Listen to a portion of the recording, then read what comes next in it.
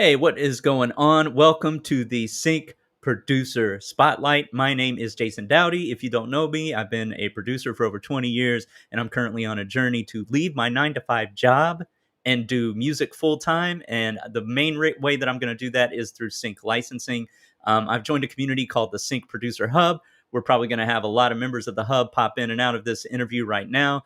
The reason that we're put this interview together is everybody in the hub is incredibly talented, incredibly dedicated, and is killing it in sync.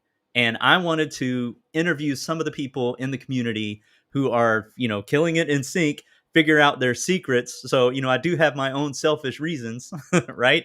To find out, how they approach music, how they approach the career of sync licensing, how they're building their catalog, building relationships, mindsets, all of that type of stuff.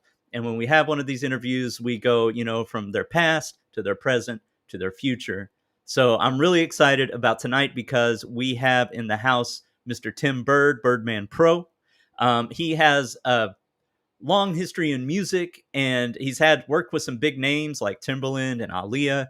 And right now he has pivoted more towards sync. He's done that the past few years, and he's even doing a Lowfi album to help supplement income and create revenue that way. So without any further ado, let me bring you on. What's up, Tim? Was good. Not much, man. Not much. So, and I'll let everybody know, like we go way back, right? So, Way and back. I'll give them the story. So, like way back in 1900, like 1998, I believe it was. Exactly what it was. I got a call from a friend of mine named Jimmy, and Jimmy was part of this R&B group called Outsiders. It was just Outsiders at the time. He Mhm. said, "Hey, we need another singer. The singer that we have now is not working out for reasons I won't share in this interview. But we have some record deals on the line. We need somebody to come in and kind of do some recording and fit make that fifth member of this group happen, so we can sign these deals and do that kind of stuff." So I showed up. I came to Newport News, Virginia, where they had a home studio. This is the first time I'd ever seen anything like this, like a home studio with studio monitors. The house was like bumping all night long, just bumping instrumentals. And No booth. We had no booth. no booth, and it was like it was an XLR mic, but it was like a directional one. It wasn't even like a The ones you use in live shows. Yeah, it wasn't even cardioid. Yeah, it was like a live show mic. Yep. Mhm. And we recorded on that, recorded demos, and got a deal off of that way back when, right? Yeah. And you had digital performer set up, and you kept having to switch the wires when we record. Yeah. Yeah. I think there's probably a few of us out there that remembers doing stuff like that, right? Um, but anyway, we ended up getting a record deal, and I'm going to ask you questions now. I'm just setting the stage of how we know each other from back in the day. Right. But uh, even starting before then, like what got you into producing music in the first place? Me being in an R&B group, and by the way, thank you for having me, Jason. I really Yeah, appreciate it. Thank you. no Thank worries, no worries. you. It was me being in an R&B group, and we used to go to studios to try to get down what was in my head. I tried to get the producers there to play what was in my head, and for some reason it wasn't getting right. And so a Mm. friend of mine had a keyboard or this, that, and the other, and I would work things out myself and then take it to the studio. But I didn't know I was really producing little drum machines and all that. And when I heard Teddy Riley, when I heard Guy, is Yeah, when I really realized that this is what I want to do. Because I was already a songwriter. I just hadn't been able to put sounds together. But once I heard Guy, I'll Be Sure, Keith Sweat, that era, that's what started me into finding sounds to make, start making music. yeah. Was it more the New Jack Swing, or was it more the ballads, Both. or both? Yeah, I both. think I think it was I think the first one was really Groove Me, which is the New Jack Swing. It was an up tempo. So I was great with ballads, but I was terrible with up tempos. And I really wanted to learn how to do up tempos. And that was like what, 87, 88 or something like that. 89, I'm not sure. Oh But man, yeah, 100%. hey, So that's how I got into the producing and just learning a lot about it. But see, at the time, you didn't have places to go to find out how somebody would do this and do that because nobody was giving up their secrets. We didn't have YouTube, you know what I mean? And Teddy hadn't moved out to Virginia yet. So I had to just sit there in my headphones and just listen to and try to pick out which instrument that they were using and try to see if I had the same thing. And if I didn't, I would just emulate it my own way. I do that to this day. Yep, same here. I still do that. Yeah, yeah. Well, that's cool. What like early on in your production career, what's like a track that made you proud where you felt like you broke a barrier or you accomplished something? Never feel that way. No? No, I never. That's the reason why I'm still in it because I've never felt like I've arrived. You know what I mean? I'm the type that would Yeah. create something, then I keep it moving. You know what I mean? I'll forget all about it and I'll keep it moving. I don't know, but if I did have to pick one, it would be the song that we all did with Aaliyah. Oh, right, right. Tell us a little bit about that. Like, how did that come about, and what did you Yeah, do with Ain't that? Never. The song was called Ain't Never. It was crazy. Somebody had leaked it on YouTube. And it was a bunch of Aaliyah fans. There's different videos, and it actually says Aaliyah featuring Outsiders for Life, and or Outsiders for Life, whatever it is. But Yeah, me and Todd White, who was the member of the Outsiders for Life, formerly Sudden Impact, we already had the song, and we had a demo singer sing the song, and we wanted to recreate it when we got signed to Black Round Records, which is Aaliyah's company, you know, her uncle Barry Hankerson. And when we were like, wouldn't it be great if we can get Aaliyah on this? But yeah, we didn't think it was going to happen, even though we were working with her uncle. We didn't think it was going to happen. She shows up to the studio, and she hears the part. She looks at the lyrics that I wrote down that I wanted her to sing, but I left a line open because we never finished that part. Left the line open because I wanted her to write. I knew she yeah, didn't write. You know what I mean? And she said, no, I trust my writers to write for me. I said, well, what would a girl say in this situation of the song? Blah, blah, blah. She said, first, I just want to let you know you spelled my name wrong. And I was like, okay. And I was trying to spell it. I was trying to go off of what was that R. Kelly song? Who is the Lyah? The song that they did. I was trying to spell it sort of like that. And she said, you spelled my name wrong. Second, I would just say, tell you both bye bye. And I gave her 10% of the song. awesome. Yeah. I mean, I gave her 10% to Aaliyah, but her cousin Jomo, he said, Yeah, why did you give Aaliyah 10%? Said she only wrote one line. I said, she's Aaliyah. Why wouldn't I would have given her 100% if I didn't want to make any money, but it's Aaliyah. You know what I mean? It was the greatest experience in my life. I got to work with her.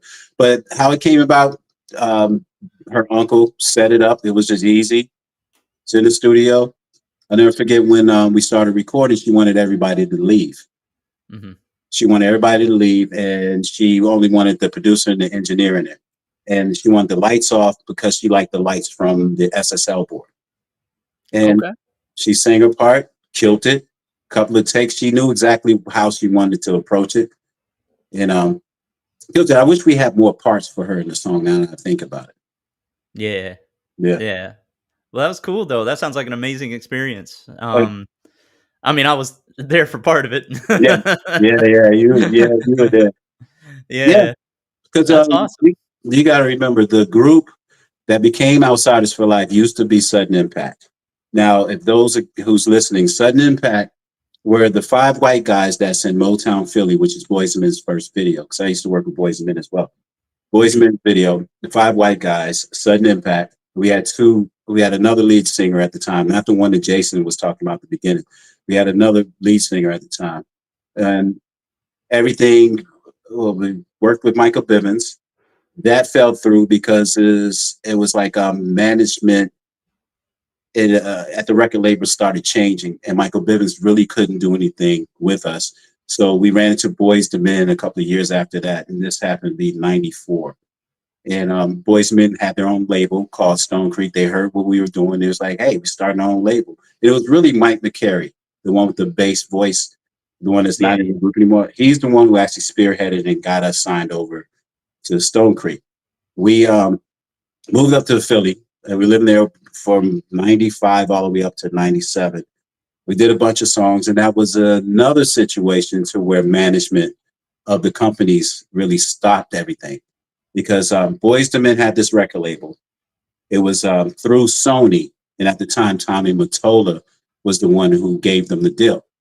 Now, from Hmm. what I heard, the reason why he gave them the company to have their own company, was because he was trying to take Boyz II Men from Motown to come to Sony. That Yeah. because as artists they were signed to Motown, but as the company, this that, and the other. But from what I understand, things didn't work out. 97, we moved back to Virginia, and two of the original members of the group, Aaron Kane and Noel Kane, they were brothers, left the group to start their own thing, and we brought in this guy named Scotty Philly, from Philly, and that's the one who used to come down all the time. We would do a lot of records, but it just didn't work out. It Yeah. really didn't work out with him, and that's when Kanoa was the one who brought Jimmy to us. And remember Kanoa? Yeah. Yeah, Kanoa, and then Jimmy was the one who ended up bringing you into it, and that's how we became outsiders. And Jimmy was so much into what was it? He was into wrestling, and at the time they were doing the For Life thing. So Yeah. yeah, it was Jimmy's idea to add outsiders, add the For Life to the Outsiders for Life. Oh, right. 'Cause there's a rap group called the Outside Mhm. Us back then. Outsiders, and Yeah, they wanted yeah. $2 million for the name. Did you know that? No, I didn't know that. That's the reason why we had to add it because they were going to sue Barry if we were going to use the name. But if we wanted to use the name, they wanted $2 million. Oh, geez. All right. So real quick, I just want to give a shout out to people that are showing up here. Michael Connor, what's up? Rich Rosen, what's happening? Clint, what's up, Clint? Anthony What's that, Clint Clay? Jr. And Michael Connor has a daughter named Aaliyah as well, and they call her Double A sometimes. So at least her friends know how to spell it. Yeah, exactly. Not like Tim Byrd. All right. So going through your history, right? I'm going to pivot to the sync music thing, Right, um, because you had a deal with Michael Bivins and Bell Biv DeVoe and all them, and then that got shelved, right? That didn't go through. Then right, you had a deal with Stone Creek, Boys to Men's label, and then right, that fell through. And right. then Outsiders for Life, you were producing for them, and they had a deal with Blackground Records with Aaliyah and Timbaland and all them, Yeah, and then that fell through. right. Well, that So one was for obvious reasons, though. But go ahead. yeah, yeah. But like, would you say that there's would you say that it was a smart idea to pivot from sync versus chasing artists and the sounds and all of that? Like, what are your thoughts on like what you've done with your production since your all those times you spent with the artists? Yeah, I thought it was a great move for me to move to sync because it allowed me to create in a space that it was normally not allowed in the regular music industry. So I can create cinematic stuff and not have to worry about who could I pitch this to. You know what I Yeah. mean? So yeah, it was really a smart move. And now I did after Aaliyah passed and we all moved back and this, that, and the other. I did start working with local artists. I did have a Okay. production company and developing artists, and I realized that it was a headache because a lot of artists like to stay in the studio, but they don't want to promote themselves. They just wanted to stay in the studio, and I didn't have the money to promote them. I just gave them time to be able to. I would write for them, produce for them, and then I had a little team, and it was just frustrating.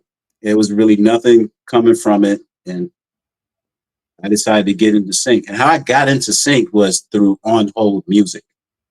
Okay. What's Yeah, that? on hold music is whenever you call customer service, they say please hold, Oh, and that music playing. I thought that was the name of a music licensing company. I know. That's I why was I like, set that's a it up terrible that way. name if it is. That's, that's why I set it up that way. But look, I was I ended up getting a 9 to 5 after everything was said and done with the music industry, getting a 9 to 5. And I noticed whenever I would transfer people in tech support, and I noticed that this music kept playing, but this music sucks. I can do Yeah. better than this. So I started researching, and at the time we only had Yahoo search.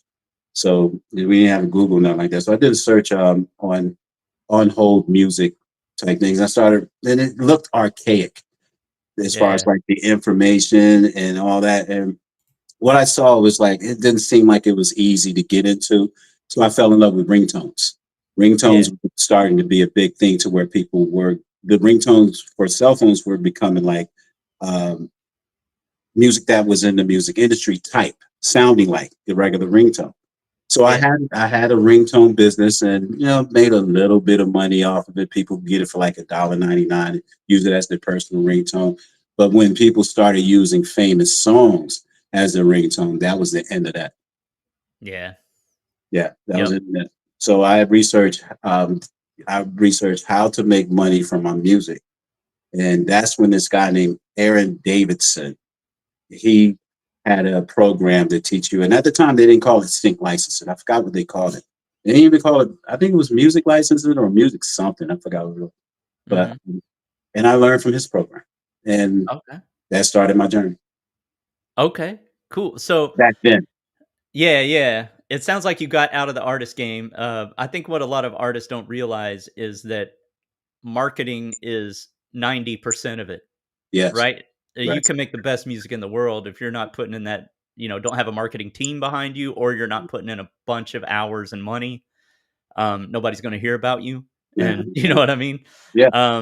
So that's what I love about sync licensing is that they handle a catalog, they own the music licensing company may own a relationship with the music supervisor, or you can work directly with a music supervisor, or maybe a film director, whoever you can make a contact with, right? It's a Um, win-win. it's a win-win. So let's talk about sync music. Like, what have you been doing lately? And what are some successes that you might be proud of? Okay. Well, I've been doing lately. Well, currently, I've been retooling and refocusing my approach. So I kind of stepped back a little bit. I mean, I did send one brief. What was it? To this company called DL Music just recently. I forgot. It was for Master Chef. You Okay. know, sending some brief. And I actually just got what I was trying to do. I was trying to ignore briefs and just create an album playlist, 10 songs, and just focus. Then I'll catch up with the brief later because I wanted to get some new work coming in. But a good brief just came in today from DL Music, and I think it was for okay, I forgot what it was. It just came today. But anyway, Yeah. I've been working on setting up a new schedule for myself to stick to. Uh, just being organized. That's what I've been doing now. Now, as far as like any like things that I'm proud of, I'm really proud of everything that I got placed. To be real with you, Yeah. because who would ever think that you would get your music on a TV show ever? So Yeah. I'm proud of every single one of them. That's awesome. Yeah, That's awesome. Well, let's pivot into one of your songs then. So you shared two songs. The yeah, first one's called "Touch in the Sky," and it has "Tune Edge" in parentheses. yeah. Let me explain Anything that you want one. to share about that before we play it? Yes. So that the reason why I'm actually playing this is one, it was a brief that they sent, and they needed a male singer that would be pop, just that and the other. And I couldn't find any singers. And I created and wrote this song, and I decided, you know what? I'm gonna sing it myself. I'm gonna go ahead and sing it myself. And if they accept it, cool. If not, it is what it is. It ended up becoming number one on their playlist last July. Oh, for real? 100%. I was Okay. tripping. I was tripping because I was sitting because I'll check it every time when they send out the top five list that they'll have. Tune Edge will send out, and this time I ended up checking it. And I was like, wait a minute, number one, Tim Byrd, me, and I'm not even a singer. There you go. That's Yeah, awesome. yeah, and Yeah. that put in perspective of the fact that just be creative with what you're doing, and you don't have to be the best at everything. It's that you just really got to create the mood of the record. And evidently, something spoke to them to be able to like it. And pop song, me singing, God bless.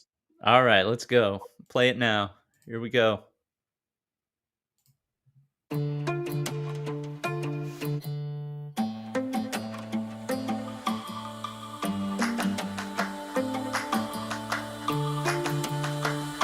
I like your vibe, your attitude, the way that you walk, the way that you move, and you shine bright like you don't know that it's breathless. And it's a shame that you have to go, 'cause the energy changed when you walk through the door. Yeah, you shine bright like nothing that's showing is perfection. you've been touching the sky.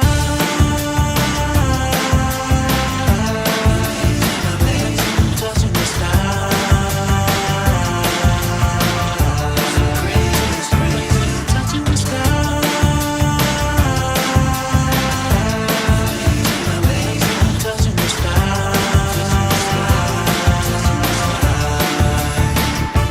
I can tell that you like to win. The best of the best, the creme de la creme. Misunderstood, there's something within. I feel a connection. Like I said, it's your vibe that speaks to my soul. Don't know what it is, I'm out of control. I'm under your spell, but what the hell? You're just pure perfection. Like you've been touching the sky. Amazing, touching the sky. So crazy, touching the sky. Amazing, touching the sky.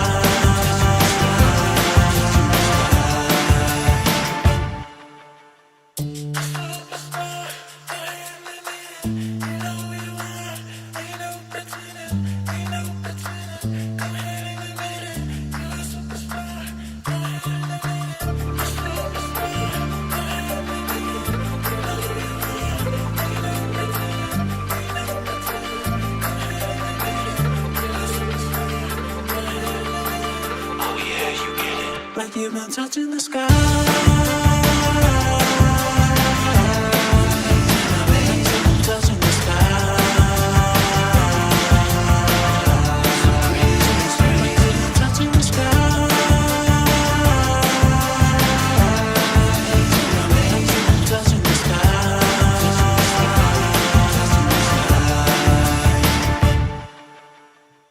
All right. Hold on. Let me hit pause. There we go. Then let me stop sharing. All right. Cool. There All you right. go. Yeah. KJ's on the same journey as you are, or either were or are, right? Like Right. he's changing up from producing with artists to working with record labels and then into sync. Best thing All to right. do. Yeah. There you go. Dude, you don't even need singers anymore. Nah. What for? Yeah, what for? And it's all about vibe. That's really all it is. Yeah. You know what I mean? The reason why people love Bob Dylan isn't because he's the greatest singer. It's his vibe and what he's talking about. That's basically what it is. Yeah. Yeah. Well, what do you have going on now? Like right now? Right now, creating my new playlist, Okay. which is starting with the next song that you're probably gonna play. But it's like it's called ambient orchestral, I think it's called. But some Okay. people may call it trailerized hip hop. Some people may, I don't know what it is. But that's what I've been working on. I'm on the third track now, creating Oh, okay. that. All right. Like yeah, 10. I want to create 10 of those and to be able to pitch those and send those out. But I really haven't had anything else. It's been kind of slow with the placements. Just been getting royalties from past stuff that I've had stuff on, like the ID channel. I still get stuff from Ice Cold Killers a lot. That's from Okay. 2015. And That's on repeat. That's on all the yeah, time. yeah, it's on all the time. That I got some placements on Mean Girls. What was it? Mean Girls Murders and stuff like that. Mean Oh, Girls Murders, Nightmare Next Door. Also had some stuff in the past with the Kardashians, Keeping Up with the Kardashians, loving hip hop, growing up hip hop. Also yeah. had like recently Deb's House. For one song, they always played that one song in different episodes. So, and also had like a quirky type track in a RuPaul show, but it was a UK version called the Drag, whatever it is. But yeah, All his shows or her shows, their shows are drag something. right, 100%. But yeah, so mainly what I like that I'm doing, I can try to create in a different genre that's not really something that I'm used to, and it's a great challenge. So Yeah. yeah, it's like what I'm doing right now. I'm just creating my next playlist Yeah. Awesome. and trying to stick to my new schedule. I'm Yes, really trying to because creative people are terrible with time management. We are. that is If you're true. creative, learn the time management. I'm telling you, stick to it. As if you're going to a regular job, Mhm. Write yourself up if you don't show up on time. All of that. Yes, sir. Yes, sir. I do the same thing, Yeah, and I work a job, so yeah, I have a yeah, job, yeah. and I have a job. But Like, let me ask you this, yeah. real quick. Do you take some of the stuff you from your job and apply it to your business? Oh, absolutely. Yeah. Gotcha. But you said Michael what? Oh, I was saying he gave you the DJ horn. I don't Oh, have good that look. feature of playing a DJ horn. I don't even know how to do this. Good look. That's all you get. Yeah, thank you. Good look. And then he's saying, "Turn that voice into a sound people recognize." So, hey, there you go. You're a Oh singer wow. now, bro. Wow. Wow. Yeah, that's not happening. All right. We're gonna get more into setting a schedule and all of that, but KJ does have a quick question. Uh, How difficult is it for you to simplify your style for sync music and structure? um, I'm thinking like he's coming from the working with artist world, right? And sync's a little bit of a different animal because, a lot of pop R&B, hip hop is kind of there might be some craziness or some over the top or, it's in your face and right, some right, right. sync isn't like that. I believe that's what you're getting at, KJ. Well, I mean, really, it came from what I do is watch a lot of TV, and I watch a lot, and I listen to what's in the background, and I try to Yeah. mimic that. And then if I get a brief about something, they'll usually set an example, and I usually stay along with the example, and that keeps me within that realm. And I notice I don't have to add like 3,000 instruments like I used to do back in the past. I hope that answers your question. I think it does. All right. But if it doesn't, he'll let us know. Gotcha. He says exactly, Tim. Yep. Okay. He struggles with time management as well. What are your tips and tricks, and what kind of schedule do you have going on now? Like, what are you doing every day? Man, I just started this Monday. Okay, what's the plan? Well, the plan is I get up. Look, the plan that I set up a plan for me to get up. I even down to brush my teeth, everything for a certain the first couple of hours. I get up at 7 because I was going to do 6. I was like, it's not going to happen. From 7 until 10:30, check emails, eat, get showered, all that stuff. 10:30, work from 10:30. I work for 4 hours Okay. on me. I take a 30-minute break after that. Once that 30 minutes break is done, I'll do whatever I can in that 30 minutes, and I force myself not to do anything else. Then I'll do my second creative session, which is 4 more hours, and usually supposed to end around about 7. And Okay. then after that, I'll check whatever emails that came in after, throughout the day. And then the rest is me time. Now, my problem with doing that is that since I have a lot of me time, I end up still creating. Right. You know what I mean? So, but that's my structure now. And I've been pretty good with it. And then, yeah, the past couple of nights, I will still turn on the computer during my me time and still create something if I need to finish something. Cool. And a lot of people in this sync music licensing world, the most successful ones I've noticed have kind of set quantifiable goals, right? Goals with numbers. Do you Yeah. have any of those? Do you work that way, or are you more of just like I'm just going to create, create, create? Um, I'm working on trying to add numbers. Like, for example, the first thing would be attempting to do that would to be to try to get at least 2 upfront paid gigs this year, in a Right. year, put it that way. The other stuff, no, it's pretty much like fly by night. And I'm Okay. working on that though. Yeah. And then look, my schedule that I just came up with, I know it's not conducive with people who have a 9 to 5, but Right. I'm fortunate enough to where I can actually carve out that niche. But in the same vein, you just want to create something a little bit of time towards your craft and what you want to do. Yeah. Yeah. Absolutely. KJ does. He says right now I try to work from 9 p.m. to 2:30. Oh, he's a night owl. Oh, nice. 9 p.m. to 2:30 a.m. Then sleep to 9, and then he goes to his 9 to 5. Oh That yeah, man is no, we working. used to do that all the time. Yeah, No, that's you said that was KJ. yeah. KJ, look, when I had a 9 to 5, real talk, I had a 9 to 5. I had to be at work from 9 and I worked till 6. I would get off and I'll start working on music until like 3 or 4 in the morning. And I would still get up to go to work the next day. Man, I couldn't Yeah, do that. I know, but I really wanted it. It was something I really wanted to get out of that situation. Yeah. Yeah, that's a hunger, right? You wanna Yeah, get out of that situation, it was yep. It was a hunger, and it's kind of risky, but I lucked out because the job ended up closing, and I got a severance. So financially, that kind of floated me for a little bit. Okay. Do you do since we're on the topic of, sync licensing, income, and that type of thing, do you have other streams of revenue or, ways to supplement your income with other music type things that you do or other types of things you do? Yeah, yeah, for sure. I still work with local artists, but as long as they have a budget. If they have a Right. budget, I'll work with them. There's no disrespect for people who don't have a budget. It's just it's about time. You know what I Yeah. mean? I need to be paid for the time. That I've done some local film scoring for a little cash. I used to teach beat making for a little bit for a Mhm. couple of years. I haven't done that in a while, but I am starting back up. I'm teaching this one artist how to use Logic, and she's gonna pay me for like a five. I created like a five lesson plan. Thank you, Okay. Chat GPT. Yeah, Thank yeah, you, ChatGPT is the secret sauce for everybody. yeah. But yeah, I make and then also a little bit off of my individual releases, independent releases, instrumental albums. I have a massage album, and then I also have the recent Lowfi album that I have that Okay. that's out. Yeah. Tell us a little bit about the Lo-Fi album. Yeah, so the lo-fi situation, I was December after I took a break from not feeling well in December last year. I decided to just sit down and just create what I wanted. And the funnest thing was just lo-fi. Even though people think it's easy, it's really not easy to capture that emotion. So Mhm. in a month, I created like 11 tracks.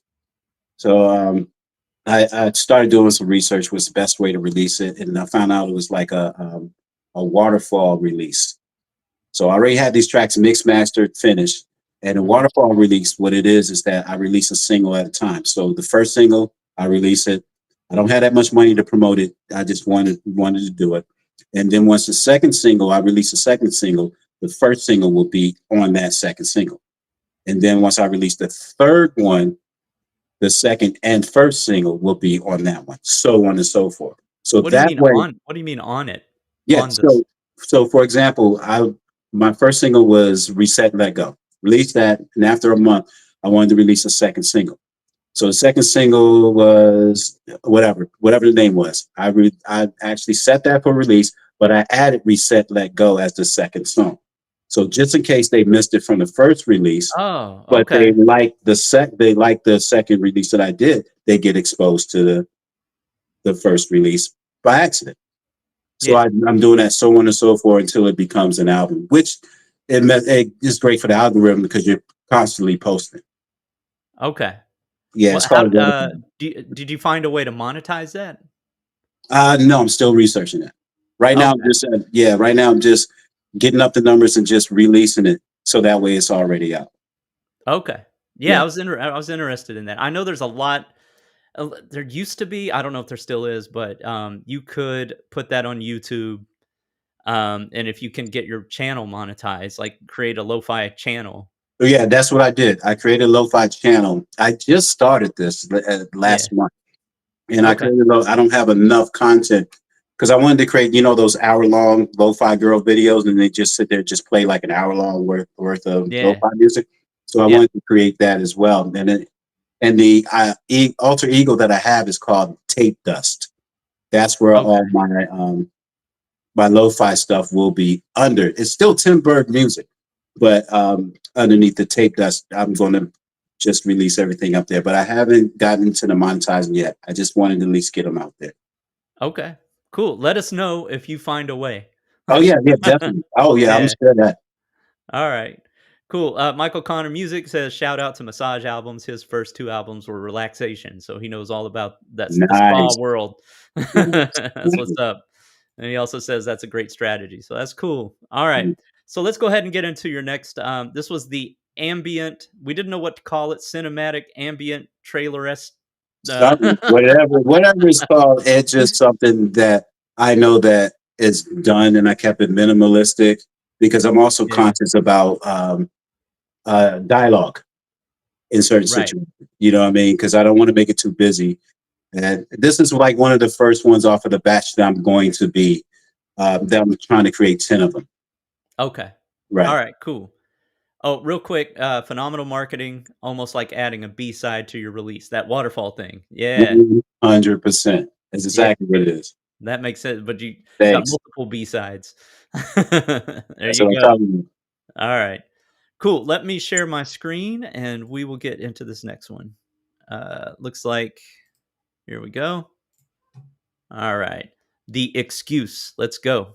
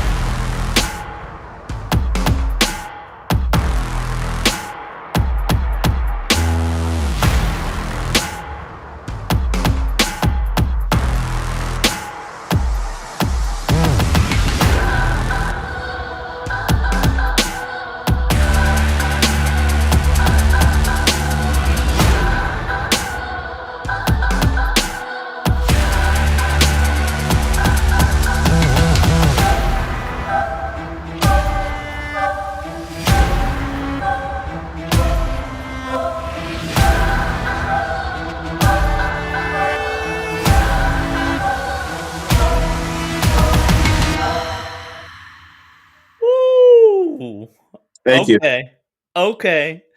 You and Michael Connor Music need to talk about strings for about, 3 or 4 Oh hours. yeah, Michael Connors, man, he's that man. He's that man, real talk. You know what I mean? It was crazy. I think it was last night? You picked out the interview that you did with what you call it, the first interview you did, and he Yep. picked out where the strings came from. I was like, Yeah. oh, this guy, man, look, I'm gonna have to actually try to mask this to see if he actually knows where strings are. And I saw somebody ask if I use a live cello. I wish. Alright, well, you know what the next question is. Was What VST, what library did you use? between contact, which is a session strings. Um, what was the other one? Spitfire. The cello stuff was Spitfire, not the BBC one. It was the regular Labs. Yeah, yeah, yeah. Yeah, and Okay. I found it to where it had a string melody, and I just chopped it up and made them run together. Because if you hold it down, it plays a melody on its own. So I just pieced them all together. Okay. How did Yeah, you put effects on the choir like that? Do you a remember? lot of reverb. Just a lot of reverb and then, like, gated it or something? No, I didn't do the gate. That's everybody keeps talking about gate. I don't know how to use it. Oh, for real? Oh hell no, I don't know Well, how just to use it. volume automation, you could use that to Yeah, you gotta show me. Trust me, because all that look, real talk, that was just regular. just regular I reverb didn't even assign it to a reverb bus. It's just on the on the strip channel, of yeah. the track right on the channel. But yeah, that's just a regular reverb. Actually, from Studio One, the stock reverb from Studio One. You know what that song reminded me of? Was that, Like, if you got a female singer to top line that, it would be, like, amazing for, like, a movie or something like that. It nice. reminded me of Justice League. There was, like, a you know what I'm talking about? The Nobody Yeah, Knows or Everybody Knows yeah, instead. yeah, yeah. I know what you're talking I about. don't Yeah, remember well, that song. that's a compliment. Yeah, that track is huge. Like, I thought you were when you said ambient, I was thinking like, tension, like crime, that type of thing. But no, Yeah, that's you know what's trailer crazy cinema. about that? You know what's crazy about that? You know the reason why I got the ambient? Remember the new sync match thing that's out? Yeah, yeah. I ran it through there. and I And it left told you it was that. ambient? Yes, it said genre ambient, and it said subgenre orchestral. I was like, well, maybe that's a new thing. I don't know. Yeah. I don't know. Yeah, I don't know, but it sounds trailer to me. For me, I don't know. But then again, the That's super trailer. music supervisors might call it something else. I don't know. I'll There's let them decide. I've seen a lot of briefs lately for, like, cinematic with vocals. Like, Yeah, you know what I mean? yeah, Like, there's a lot of that out there. yeah. If you know any female singers, like, I feel like a female singer needs to work with that particular track. I don't know why. Maybe because No, the female voice that'll is be on it excellent. already. What's That that? would be excellent. That would be excellent. I can't find any female singers that are quick and Oh, yeah. that good or have their own space to be able to record. You know, that's the reason why I had the problem with the first song that I had to end up singing. I was looking around. Really, originally, I wanted a female to sing that song, the Touch in the Sky song. Yeah. And I reached out to several girls, and they were like, "Oh, I can't get to a studio," and so I was like, "Let Yeah. me do it myself." But no, that's my goal. Like I said earlier, to collaborate. I need to find some more vocalists, singers, collaborate with producers, especially the people in the hub. You know Yeah. what I mean? I'm a huge fan of Flares. Dude is Oh, yeah. crazy. You know what I mean?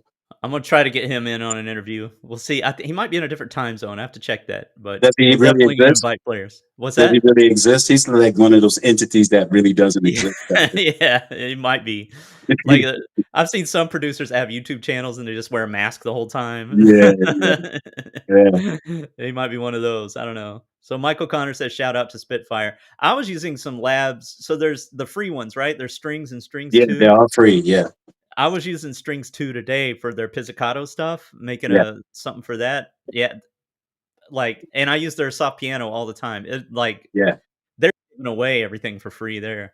But you know what's crazy about the soft piano? You make What's it that? work. I've tried to use it so many times, and I keep hearing and I saw that you said I use soft piano from Yeah, Spitfire, and I'm like from Labs. I'm like I've tried to use it. I can't make it sound like that. I even tried to use it for Lowfi. really? And that's not working? For some I reason, I don't know what sauce you putting on it. I have to add, a little bit of compression and saturation, and I have to, up the input level a little bit. It's like it's too quiet to, like, pierce through the track, and you gotta do a little EQing so you can hear it clearly, but, I So mean tight, so tight. So saturation. I'm feeling it. I'm really feeling it. Saturation, Yeah, compression. Got you. I'll find yep. out. Yeah. Thank you. Just a little bit. Real talk. Thank It you. brings it up to the top, so, like, it hides in the track too much because it's so dull sounding, You're right. and you gotta EQ, like, like, 3K range a little bit to get it, just so you can hear it clearly, that's Hold all. on. 3K. Gotcha. Yep. Gotcha. Alright. Oh, I think KJ has a question for you. Nice Mhm. strings, love session strings and Pro. Are you using both DAWs, LPX, and Studio One? I No, don't I know what don't know what. LPX is. Yeah, I don't know what LPX is. Not Studio One. But see, I have 3 studios. If I do hip Okay. hop, I start off with the machine, Native Instruments. Then I have Ableton if I do dance stuff. But primarily work in Studio One. Okay, I Yeah. gotcha. Alright, cool. Good to know. And then, well, what does he say here? Here we go. I think Clint had him on a review show one time. I think it was a Flair's hologram. He's like Michael Jackson. Yeah, yeah, exactly. Alright, I think that soft piano, I think, uses a felt over the strings to dampen it. It's definitely better suited as a solo instrument or just turned up. Yeah, Nice, I turn it up a little bit. That's what I do. nice. Yeah. Oh, Logic Pro X. That's what Rick Oh, Rose said. Yeah, LPX, Logic Pro. No, LPX. I have PC. If I had a Mac, yes, I would definitely be using Logic Pro because I use it whenever I work with this artist in Portsmouth, Virginia. She has it, but she doesn't know how to use it. So I love Logic Pro. I'm not gonna lie. Okay, cool. So my next question, since we're getting towards the end of the hour, is what's in the future for Tim Byrd? Like, what do you have planned? What's going on? Where do you see yourself in a few years? Well, my goal really, I want to be able to score a whole film. Okay. Yeah, I really want to score. That's my goal. Hopefully that can happen. But I just want to keep creating and challenge myself with different genres. You Yeah. know, that's basically what it is as far as like monetary wise. I try not to look at it that much because usually when people do it for monetary reasons only, you miss opportunities because it could be an opportunity that can lead you to money. So really my goal Right. is to become a composer like Jerry Goldsmith, John Williams, Hans Zimmer, what's his name? Used to be in the band called Oinga Boinga. What's his name? Uh, I thought You you know, were gonna say Trent Reznor for a minute. Trent Reznor is another one. Yeah. Trent Reznor, I studied Trent Reznor online. I studied Wendy and Lisa from Prince because they do licensing. Oh, okay. Yeah, yeah. I studied a lot of them because they did a lot of stuff for Supernatural. And uh, I forgot his name, the one who was in Oinga Boinga. But people like that, I would like to be able to get in that space. One, I don't know how you plan on reaching out and trying to get in small films and things like that, but one thing you could do, I took a short course on scoring to film. One thing Nice. you could do is get in with, like, film students. Right. So, the next generation of filmmakers. So, they always have to do, like, a thesis at the end of their school, and they need people to do the music. So you could, either for a small fee or for free, do their Right. short film, get a good reel together, and you make a connection, you know, that could be a future connection in the industry. That's And one way that's to do it. No, that's actually an obvious way. I don't even know why I didn't think about that. And I would even do that for free. If they're willing to pay, yeah, fine. But I would do that for free. You're right. I didn't even think about it. Thank Yeah. you. Yeah, no worry. It wasn't my idea. I took some course. But good. You watered the plant, so now that's going to grow on me. But yeah, thank you, man. And then All right. congratulations on your actual getting upfront money, the $300 per track. That is dope. I know. Now it is Canadian. I don't mean nothing. So it'd be You're like saying Canadian money 200 something per track in USD. is better than $1, which was my first placement in a movie. It was a Yep. dollar. They paid me $1 for this movie called Living Will. It was me and Aaron Kane. Yeah. Me and Aaron Kane, this guy named Elijah Woods, rest in peace. And we did. They wanted the song we did in this movie called Living Will, and it was starring this guy named Ryan Dunn. He was part of the Jackass crew, and Yeah. I think he had passed right before it came out. But we only got $1 and no back end royalties for anything. Oh, So a dollar upfront and that was it? that's it. $1 for three of us. I was like, "What are we back in the '60s?" Damn, just splitting a Coke. Yeah, exactly. And shoot, they couldn't even get a coat back then. Alright, they're saying is Danny Elfman the one that was in Oingo Boingo? Exactly, That's what they're Danny Elfman, saying. one of Alright. my favorites. I actually Okay. have his whole course in my computer. I go back to every now and then. Did he do The Simpsons? I think Was he that did The Danny? Simpsons. He did Pee Wee Herman, and he did Weird Science. Oh, okay. He Alright. did Weird Science, all of that. Alright. Oh, Wendy and Lisa did, the show Heroes as well. Rich Rosen's like an Heroes, that's what it encyclopedia was. here. You said what? Rich Rosen's like an encyclopedia over here. He knows Oh, all the composers, what they've good done. man. Good man. Yeah, I studied them when I first started getting into the sync thing. I studied them and I still follow them to this day. I watched how they did interviews. I watched what they were placing, how they did it. Same thing with Trent Reznor, because it blew my mind that he did all the music for Gone Girl. You know what I mean? Oh, yeah, yeah, yeah. Also Moby, when he did uh, the Born series and stuff like that. I was really heavy into studying all of that. Yeah. That's cool. Alright. Let's see. So, that could be one way to get into scoring to picture. That's dope. Um, let me see here. I'm just checking the comments. Alright, so we know what's in the future. Yeah, Um, you bring up a really good point that you brought up earlier was, sometimes when you focus too much on making money from your music, it can take opportunities away and it can take in my opinion, it can take some of the artistry away, right? The passion for the music, that yeah, type of thing, especially if you're kind of, you got templates set up and you're trying to get as fast as possible and all of that stuff. right. Like, have you dealt with any of that? Like, have you struggled with trying, volume over quality, or just like losing some of the spark of the creativity because you focus too much on making a living or making more money at it? Yeah, 100%. That's the reason why I spoke on it. And you lose out every time. But yeah, quantity. And I used to get jealous of the other sync producers that's not even on the hub, how they can churn out like 10 songs in like a day or something like that and still get work and all that. But Yeah. yeah. I mean, I struggled with that. And I had to realize I have to reset my brain when I start to create. I try not to think that I'm creating it for something. I'm in the creative mode. Once I'm Yeah. done, got the basis of it, then I get into business mode. Now I need to mix this and blah, blah, blah, this, that, and the other. And when you think about it, and look, money's important. And I start to use it as a end means to an end. Because I have a lot of friends that their focus is only on money and they go for anything that gives them money, but they give up quick. They Yeah. never stick with it. You know what I mean? They never stick with it because the money's not there. Now, with the fact of me thinking that way, it allows me to keep creating because you got to think in this game of licensing, the money doesn't come every day.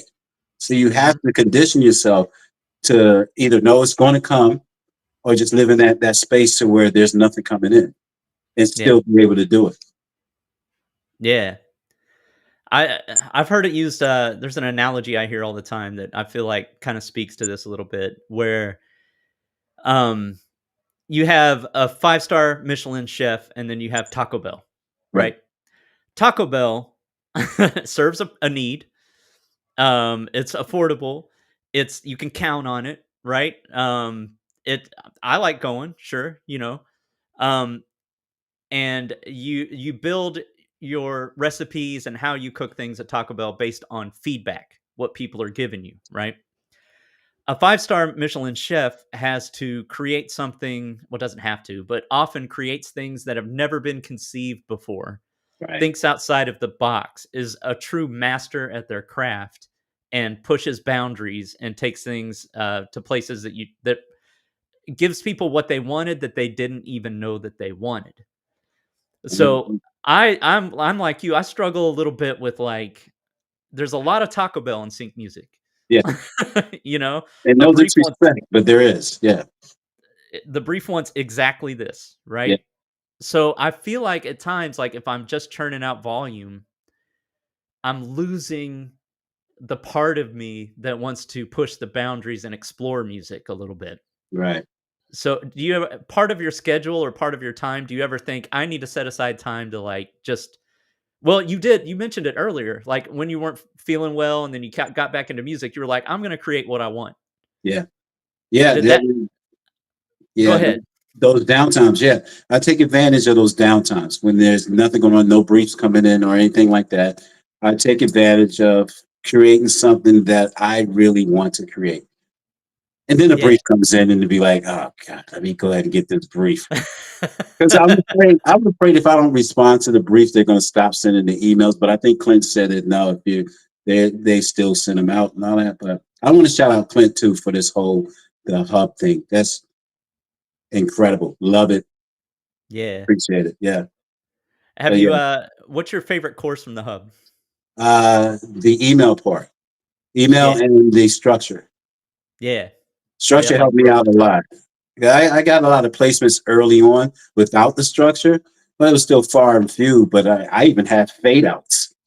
But then when I found out, yeah. The stuff that I have on the Investigation Discovery Channel, they were all fade outs, but this is pre Clint. You know what I Right. mean? Right. And when he did the Sting ending, it's, oh, that's what it's called. There you Everything is go. Sting ending. Even if I do a pop record for an artist, Sting ending. We ain't doing no fade outs here. Yeah. I forgot how to do fade outs. I don't Yeah, do them anymore. me too. I struggle with that. Yeah. Do you ever end on a chord that's not resolved? Yes, yeah, Yeah. yes. I did that with Howling Music one time, and they asked me to resolve it.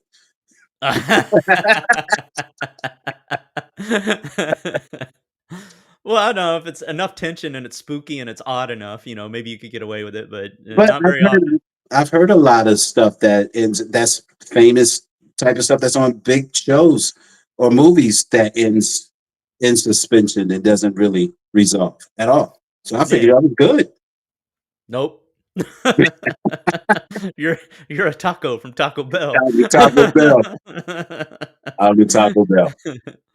All right, cool. Well, everybody who's in the chat and everybody who watches this later, in the description is if you want to hear more of Tim's music, especially the one like what was it called? The Excuse, that crazy trailer track. You can Yeah. hear more of that type of music. Well, I don't know actually what your SoundCloud has. But that one, that was What does not your on. SoundCloud have? That one Sorry. hasn't been on SoundCloud because I just finalized that one before I Okay. sent it off. I mean, I've had it before. I've posted part of it before, like a year ago, but I finished it just the other day to send to you.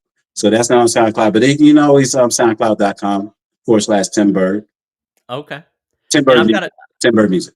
Tim Byrd Music. I've got it linked in the description as well. So if you're watching, I'm only streaming to YouTube. So if you're on YouTube, you can just check it out there Gotcha. and check out his stuff. Before we go, is there anything you want to share? Anything you want to say? Yes, guys in the hub, keep going, keep doing it. Y'all crushing it. And I know it's easy to second guess certain things. Ask the questions, get the clarity. Don't take it personal. If somebody says you have to go back and tool something, that means that they like it and they see the potential. Keep it moving. You're going to get a lot of no's.